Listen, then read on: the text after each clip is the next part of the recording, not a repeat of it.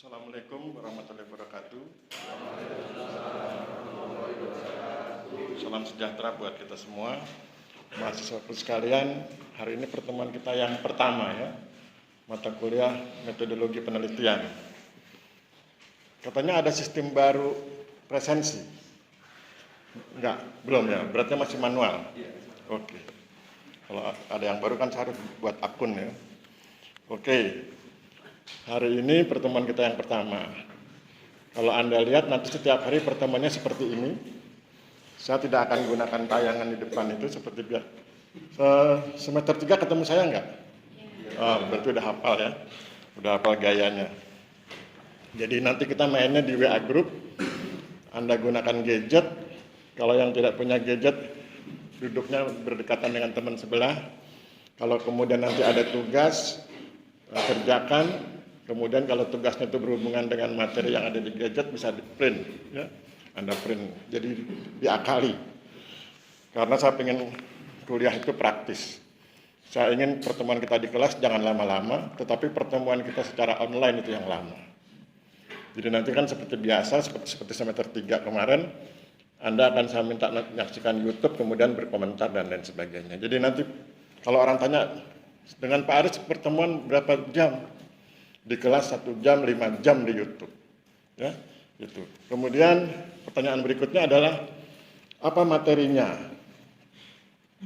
Jadi metodologi penelitian itu kan kelasnya ada A, B, C, D, E, F. Kemudian dibagi dua. A, B, C itu ditangani oleh saya dan Ibu Dwi Wulan Pujiriani. Kemudian yang D, E, F ditangani Pak Eko Soeharto dan Ibu Widiana. Apa tugas saya dengan Bu Wulan? Tugas saya dengan Bu Wulan adalah mengantarkan Anda agar Anda bisa bikin skripsi dengan memilih salah satu metode yang Anda sukai, tapi kami akan ajarkan dua-duanya. Saya akan ajarkan metode penelitian kualitatif plus bonus metode penelitian hukum di akhir pertemuan. Ibu Wulan akan mengajarkan metode penelitian kuantitatif plus bonus mix method, metode campuran. Jadi Anda ketika selesai ketemu saya dengan Ibu Wulan sudah bisa bikin skripsi dengan menggunakan metode kualitatif ataupun kuantitatif sesuai yang Anda pilih. Atau kalau Anda ingin agak beda sedikit bisa gunakan mix method seperti yang diajarkan Bu Wulan atau metode penelitian hukum yang saya ajarkan di akhir pertemuan. Ya, itu materinya. Kemudian seperti biasa tugas Komkes berikutnya adalah buat WA group. Buat WA group, nama WA grupnya Metopen 2023 C berarti ya, supaya kemudian tidak campur dengan Metopen yang kan tiap tahun ada WA group supaya saya nggak bingung. Oke, sekarang saya ingin ketemu Komkes sebelah saya. Ya. Wah nggak nyampe udah sini aja Komkes.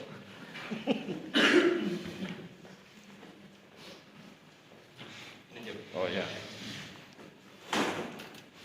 Ya, saya ingin ketemu Komkes, pengen Komkes cerita. Kalau dia mendengar kata metode penelitian, apa yang terbayang di kepalanya ya, supaya kemudian kita sharing. Silakan Komkes. Kalau mendengar kata metode penelitian, apa yang terbayang di kepalamu? Mungkin terkait dengan langkah-langkah untuk penelitian Pak dan juga proses-prosesnya. Seperti halnya yang sudah saya ketahui ada dua, yaitu kualitatif dan kuantitatif. Ya. Untuk kuantitatif sendiri nanti mungkin seperti mengejarkan angket. Yang saya tahu Pak seperti mengejarkan angket ke masyarakat. Jadi nanti hasilnya akan dibandingkan yang setuju atau tidak setuju berapa persen. Kemudian untuk yang kualitatif melakukan uji penelitian Pak. Seperti halnya menguji sesuatu yang hasilnya nanti akan dibandingkan dengan hasil orang lain. Seperti itu. Oke, jadi kan saya dapat gambaran ya, apa yang ada di kepala beliau kan mungkin mewakili Anda ya. Jadi, kalau nanti Anda melihat ada dua metode penelitian kualitatif dengan metode penelitian kuantitatif, itu pertama bedanya di jumlah orang yang harus Anda berinteraksi dengannya. Saya gunakan kata berinteraksi karena ada dua kemungkinan, Anda wawancara atau Anda sebar kuesioner ya. Maka saya gunakan kata berinteraksi. Jumlah orang yang Anda harus berinteraksi dengan mereka. Kita anggaplah misalnya contoh di sebuah desa, penduduknya 1000 kepala keluarga begitu. Maka kemudian kalau Anda gunakan metode penelitian kuantitatif, Anda harus buat kuesioner yang kuesionernya itu minimal 10% dari jumlah populasi. Jadi kalau 1000, 10%-nya berapa? 100 ya. Nah, 100. Anda harus bikin kuesioner yang disebar ke 100. Tekniknya adalah jangan bikin pas 100, karena belum tentu kembalinya 100. Jadi Anda lebihkan, mungkin 125. Nanti masuk ke Anda 100. Berapa begitu berarti itu yang dipakai, ambil 100. Jadi supaya mencegah pengalaman mahasiswa itu, dia tentukan 100, dia sebar 100, kembalinya cuma 80. Nah, kalau 80 gugur secara metodologi kalau Anda gunakan kuantitatif. Itu kuantitatif, itu yang akan diajarkan oleh Ibu Dwi Wulan Pujiriani. Kalau yang metode kualitatif lain lagi ceritanya. Kalau Anda meneliti sebuah desa, penduduknya 1000 kepala keluarga, maka Anda cukup mewawancarai 10 sampai 15 orang. Beda ya. Yang satu bikin kuesioner disebar ke minimal 100 orang, yang satu wawancara 10 sampai 15 orang. Nah, kalau Anda baca buku-buku yang saya tulis itu, yang ada sekian banyak di perpus, kemudian di tahun 2023 ini saya sudah menerbitkan 3 jurnal internasional, itu semuanya menggunakan metode penelitian kualitatif. Informannya, nah kalau di kualitatif namanya informan. Informannya itu 10 sampai 15 orang. Kalau di kuantitatif namanya responden. Responden itu artinya orang yang merespon. Dia mengalami sesuatu kemudian dia merespon. Itu kuantitatif. Kalau di kualitatif informan. Orang yang mengerti tentang informasi tertentu dan kemudian dia mampu menjelaskan kepada kita tentang informasi itu. Contoh, kalau Anda sedang penelitian tentang kemiskinan di sebuah kabupaten, maka ketika Anda mewawancarai kepala kantor pertanahan, beliau jangan diposisikan sebagai responden. Kalau beliau paham metodologi, begitu Anda bilang, Bapak responden saya, dia tersinggung. Karena responden itu orang yang mengalami sesuatu. Anda sedang penelitian kemiskinan di sebuah kabupaten, Anda wawancarai kepala kantor, Anda bilang, Bapak sebagai responden saya. Tersinggunglah dia dianggap miskin ya. Kepala kantor kan pendapatannya besar. Maka kemudian disebut beliau sebagai informan, Bapak informan kami atau informan saya. Nah, maka kemudian silakan lanjutkan wawancaranya. Jadi itu bedanya ya. Nah, sekarang kan Anda kemudian bertanya, kenapa kemudian berubah dari kuantitatif ke kualitatif? Atau pertanyaan gampangnya, kenapa sih harus ada 2? Kenapa sih harus ada kuantitatif? Kenapa harus ada kualitatif? Kenapa nggak satu aja? Kuantilatif gitu kan, misalnya begitu kan. Nah, maka kemudian jawabannya itu diperlukan sesuai dengan perkembangan zaman. Nanti di pertemuan-pertemuan berikut akan saya jelaskan bahwa ada perubahan paradigma penelitian dari yang awalnya hanya meneliti benda-benda mati, jadi orang ke lapangan meneliti gunung, orang ke lapangan meneliti pohon, orang ke lapangan meneliti segala sesuatu yang bukan manusia, maka itu kuantitatif.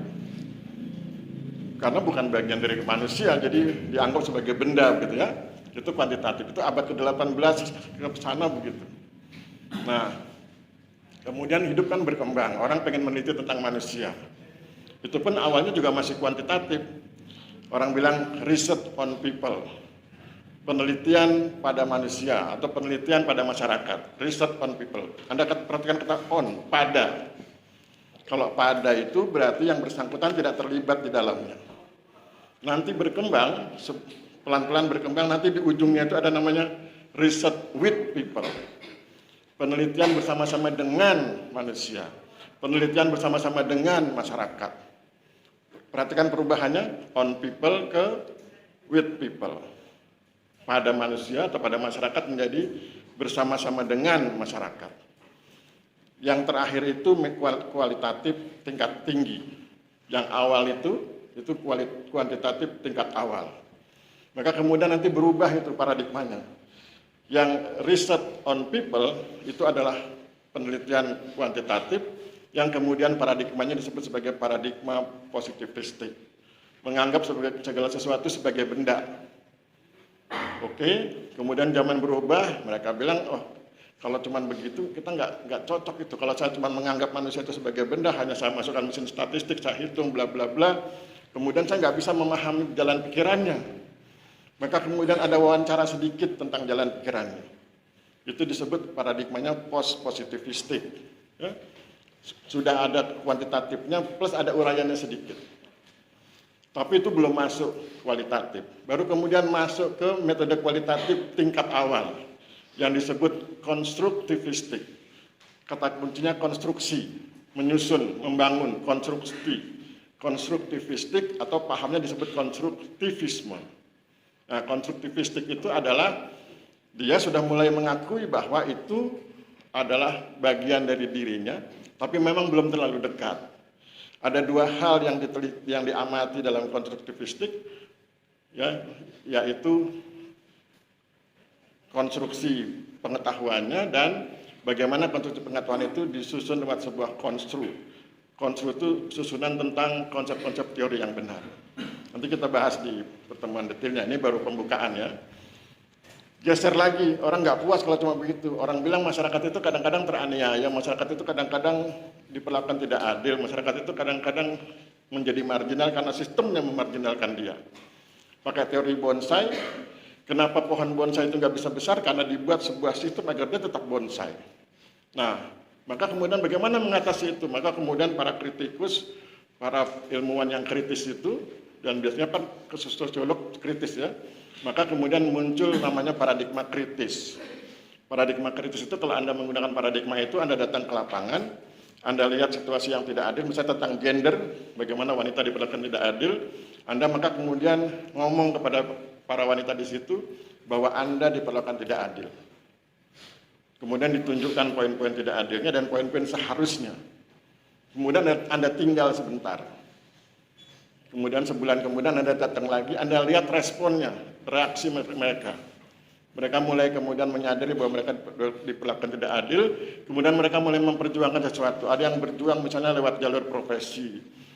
Oh ini profesi ini bisa kami raih, misalnya begitu. Ada lewat jalur ekonomi. Kami juga bisa mendapatkan pemasukan yang besar dibanding suami kami, misalnya begitu. Dan seterusnya. Nah, Anda membangun kesadaran, kemudian Anda amati, itu yang kritis. Paradigma kritis. Nah, paradigma yang puncak adalah paradigma partisipatoris.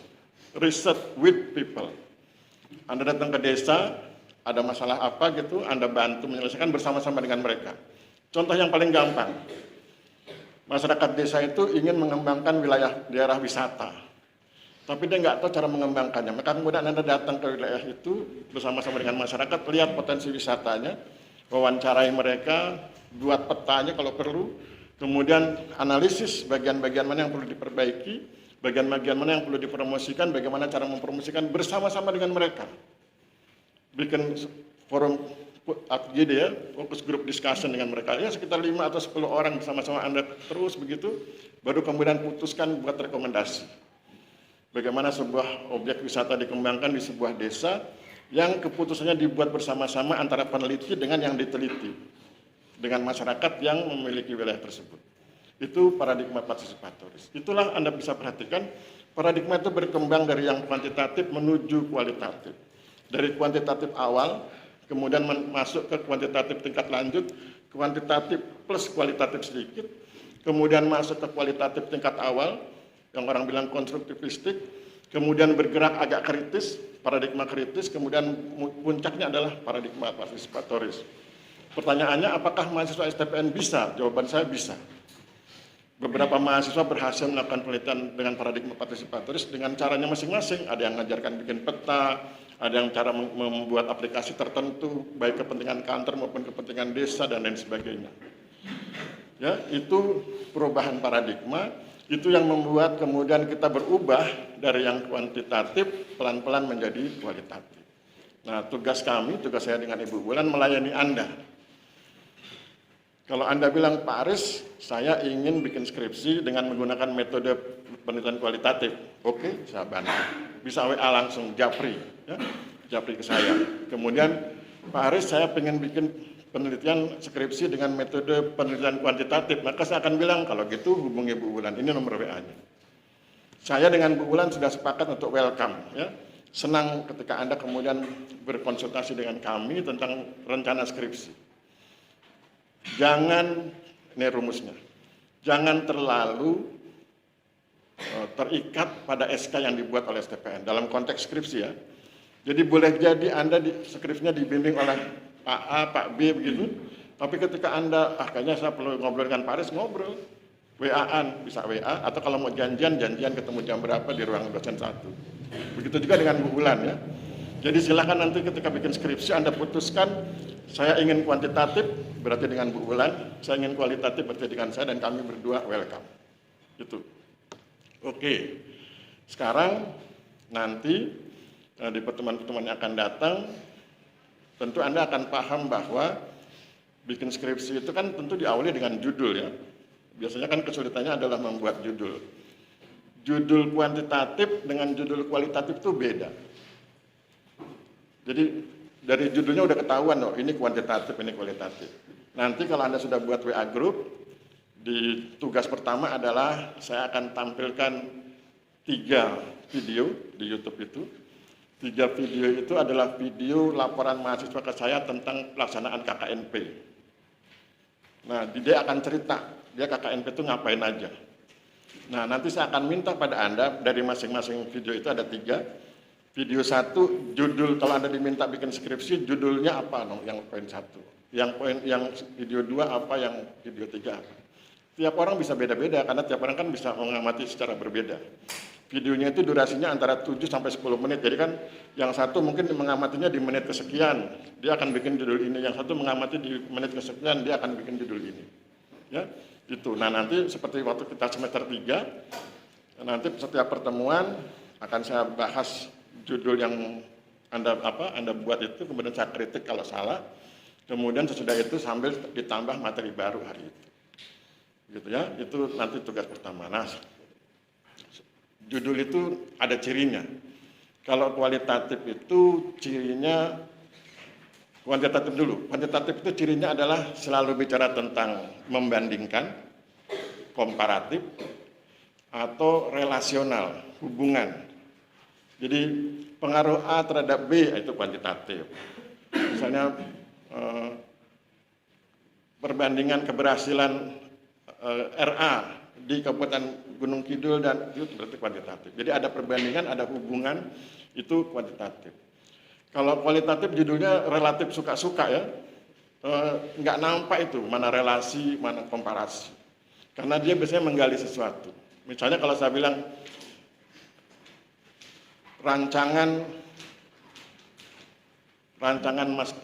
penyusunan master plan desa, penyusunan master plan Kelurahan Pucung.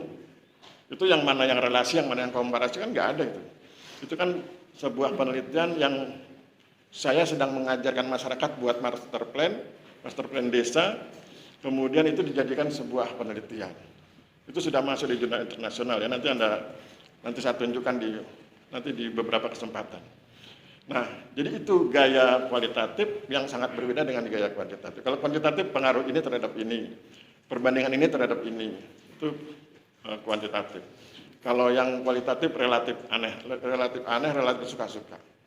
Kalau nanti Anda sempat membaca beberapa disertasi di kampus-kampus yang favorit itu judulnya aneh-aneh itu. Misalnya tentang konflik Ambon, dia tulisnya ketika jalan menikung di Ambon. Orang pikir itu kan skripsi atau tesis atau disertasi tentang lalu lintas. Padahal itu tentang politik. Jadi itu gaya kualitatif aneh-aneh. Tapi nanti tentu karena kita di sini terikat oleh arahan Pak Ketua, ya anehnya sedikit aja, ya. Jangan Anda bikin jalan menikung reforma agraria, kata Pak Ketua, ini mau kemana? Ya. Disangkanya Anda bikin jalan raya. Jadi kita tetap menyesuaikan tradisi yang ada di STPN, tetapi nuansa kualitatifnya nampak dan nuansa kuantitatifnya nampak. Yang penting kan ada basis ilmunya, gitu ya. Oke, sekarang kita masuk sedikit. Saya ingin tunjukkan pada Anda bahwa bikin proposal itu mudah. Tadi kan beliau bilang, Anda bilang susah, ya, agak mudah juga, toh? Ya. Apa mudahnya? Pertama bikin judul. Judul kan Anda tinggal pilih mau bikin yang bergaya kuantitatif atau kualitatif. Kalau kuantitatif Anda ngomong pengaruh A terhadap B atau perbandingan ini terhadap ini. Misalnya Anda membandingkan pelaksanaan RA dengan ketentuan perundangan yang berlaku, itu sudah kuantitatif. Atau yang agak aneh-aneh seperti tadi saya bilang ya, rancangan penyusunan master plan desa secara partisipatif, studi di desa X gitu ya. Nah, itu gaya kualitatif, itu judul. Kemudian sesudah itu di proposal itu kan ada latar belakang. Di pendahuluan itu kan isinya latar belakang, rumusan masalah, kegunaan dan manfaat. Nah, di pendahuluan yang tadi ada 3 aja, pendahuluan itu isinya latar belakang, rumusan masalah, kegunaan dan manfaat. Latar belakang mau ngomong apa? Latar belakang itu Anda ngomong tentang alasan Anda ngambil judul itu. Apa yang membuat Anda tertarik dengan judul itu? Apa alasannya Anda mengambil judul itu? Itu di latar belakang. Kan gampang itu. Anda nentukan judulnya, Anda bikin, saya tertarik karena bla bla bla. Selesai. Nanti supaya lebih cantik, ditambah literatur. Jadi alasan Anda itu dibungkus dengan literatur. Menurut Mr. X, buku ini halaman sekian ngomongnya begini. Ngomong begini itu sesuaikan dengan alasan Anda. Untuk memperkuat alasan Anda. Ya. Itu. Kemudian itu latar belakang. Kemudian rumusan masalah. Rumusan masalah itu apa yang akan Anda tanyakan. Misalnya kalau di kualitatif gayanya kan cuma how dan why. How bagaimana, why mengapa. Kalau misalnya judulnya adalah penyusunan master plan desa secara partisipatif, pertanyaannya kan gampang. Mengapa dibutuhkan master plan desa secara partisipatif? Pertanyaan pertama. Pertanyaan kedua, bagaimana penyusunan master plan desa secara kualitatif? Tinggal tambah kata mengapa dan bagaimana, dia dimasukkan judul, jadi sudah rumusan masalah. Ya. Kemudian kegunaan dan manfaat. Kegunaan itu kegunaan dan tujuan. Kalau tujuan nanti disesuaikan dengan rumusan masalah. Kalau rumusan masalahnya misalnya bagaimana, berarti ingin mengetahui bla bla bla gitu ya, disesuaikan. Kalau yang mengapa ingin mengetahui sebab. Kalau bagaimana ingin mengetahui pelaksanaan ya, atau penyusunan master plan desa. Itu tujuan. Kalau kegunaan, nanti Anda ngomong tentang manfaat skripsi Anda, penelitian Anda, bagi STPN buat apa, bagi ATR BPN buat apa, bagi Anda secara pribadi buat apa. Silakanlah mengarang bebas ya. Kalaupun nanti direvisi kan itu nggak terlalu berat. Itu pendahuluan, selesai pendahuluan. Ya. Padahal kan proposal itu cuma 3 ya, 3 bagian. Pendahuluan, tinjauan pustaka, metode penelitian. Pendahuluan sudah selesai.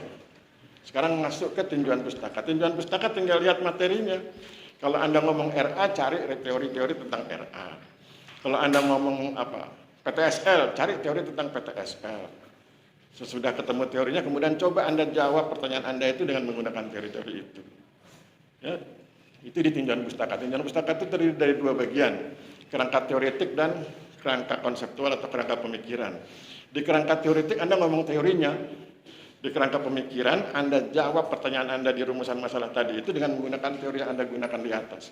Bayangkan Anda sedang ujian di ruang kelas, ada pertanyaan dari dosen 2 poin di rumusan masalah itu, Anda jawab dengan menggunakan teori yang Anda buat, seolah-olah sedang ujian open book begitu.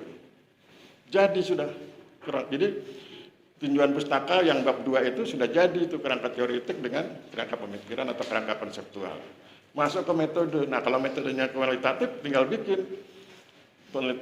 metode dan pendekatan. Metode ini penelitian ini dilakukan dengan menggunakan metode penelitian kualitatif dengan pendekatan deskriptif misalnya.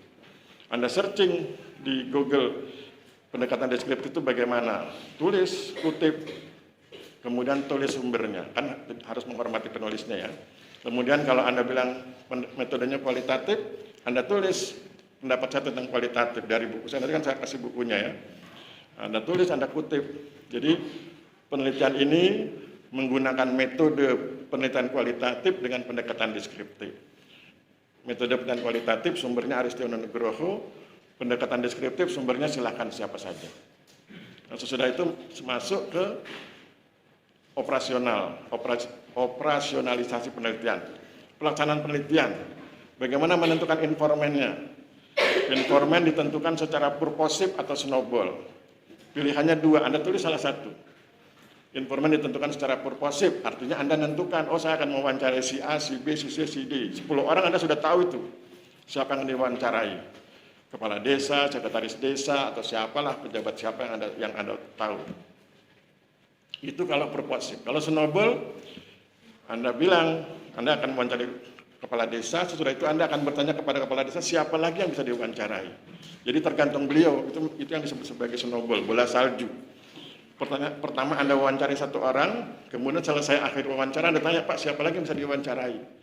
Dia bilang, oh Mas bisa wawancari 2 orang, si ini sama si ini, kemudian Anda wawancari 2 orang.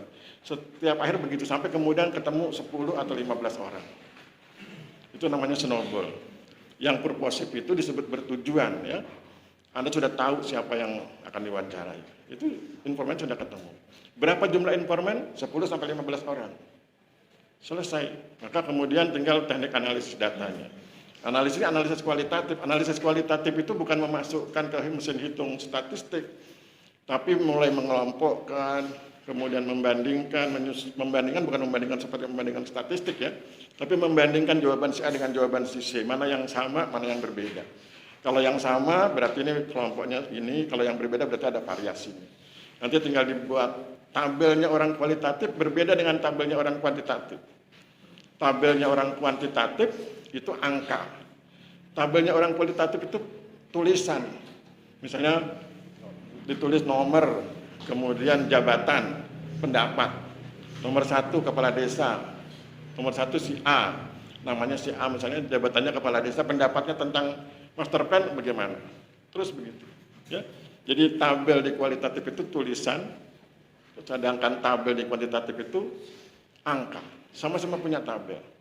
Kadang-kadang bisa juga yang kualitatif digunakan tabel dalam bentuk angka untuk ilustrasi. Misalnya ketika Anda bilang wilayah desa ini seluas 1000 hektar, terdiri dari hutan sekian, sawah sekian, itu kan pakai tabel boleh. Tapi itu kan hanya untuk ilustrasi, tidak untuk analisis, ya. Karena metodenya kan kualitatif. Nah sesudah itu selesai. Pertanyaannya apa susahnya? Berapa menit itu? 10 menit bikin proposal itu. Yang lama itu searchingnya Pak Aris, searching di Google nih itu. Nyari literatur itu oke lah. Jadi sebetulnya seminggu kan selesai. Nanti di ujian, nah ya saya langsung bocorkan ceritanya. Ujian itu yang saya uji adalah kemampuan Anda menyusun proposal. Jadi dalam waktu ujian itu berapa? 2 jam. Saya lupa tuh, 1 jam atau 2 jam ya. Pokoknya dalam waktu yang disediakan di ruang ujian itu 2 jam mungkin. Dalam waktu yang disediakan itu Anda harus bisa bikin proposal. Terus pertanyaannya bagaimana sumbernya? Sumbernya saya yang buat. Jadi nanti di ujian itu, di lembar ujian itu ada cerita. Saya akan ceritakan sebuah fenomena tertentu. Kemudian dari fenomena itu Anda harus buat proposal. Dan caranya nggak begitu, cara beritanya itu terlalu vulgar. Buat proposal terlalu vulgar, nggak sopan. Saya akan buat judulnya. Sesudah itu buat latar belakangnya. Buat bagian alir kerangka teoritiknya. Buat metode penelitian, terutama dalam hal penentuan informan, teknik analisis, dan jumlah informan. Sudah. Itu kan 2 jam cukup ya. Mungkin Anda bilang enggak perlu 2 jam Pak Aris, 15 menit. Oke. Kalau bisa 15 menit malah lebih bagus. Jadi kalau mahasiswa selesai lebih cepat mengerjakan ujian, itu pengawasnya lebih senang. Mereka suka bilang, Pak Aris, kelasnya Pak Aris baru setengah jam sudah bubar. Itu saya perasa banyak yang salah. Ya, tapi kan pengawasnya senang, separuh sudah selesai. Jadi itu. Jadi saya ingin meyakinkan pada Anda bahwa saya dengan Ibu Wulan Pujiriani itu punya komitmen yang kuat untuk membantu Anda menyusun skripsi dengan cara mari kita belajar metodologi penelitian. Kalau kualitatif bersama saya, kalau kuantitatif bersama Ibu Wulan, dan kami welcome, dan kami senang ketika membantu Anda. Oke, sampai sini kita dengar komentar Komkes ya. Komentar Komkes. Baik, terima kasih Pak. Sebelum menginjak ke terkait metodologi penelitian, sebenarnya kami ada sedikit kebingungan Pak terkait dengan kami ini kan di sini prodinya pertanahan Pak. Oke. Kemudian untuk KKN serta MBKM kami belum tentu di pertanahan. atau bisa jadi ke tempat lain, misalnya seperti RNI atau ke perusahaan-perusahaan lain. Nah, kemudian untuk penyusunan skripsi, apakah harus kembali ke terkait pertanahan atau bisa ke tema lain lah selain pertanahan? Mungkin itu yang kami bingungkan, Pak. Ya. Oke, kalau mengenai tema, terpaksa Anda harus ikhlas ya. Kalau ikhlas temanya pertanahan. Karena kan sekolah tingginya pertanahan. Kalau sekolah tingginya pertanahan kemudian Anda meneliti tentang ruang angkasa, nggak cocok. Kasihan nanti yang baca stres, wah terlalu tinggi nih, ketinggian kan ruang angkasa. Jadi pertanahan. Pertanyaan berikutnya adalah, Pak, bagaimana kalau saya di RNI? RNI itu BUMN kan? BUMN itu tentu punya aset. Kalau punya aset tentu punya tanah. Kalau punya tanah bisa diteliti. Apalagi perusahaan X misalnya, pasti punya aset. Ada hubungannya dengan tanah, bisa diteliti. Segala sesuatu itu Anda hubungkan dengan aspek pertanahan, maka itu bisa diteliti. Jadi solusinya itu, dimanapun Anda ditempatkan nanti ketika MBKM, maka gunakan kesempatan itu untuk melihat kondisi di wilayah kerja Anda sambil Anda kaitkan dengan pertanahan.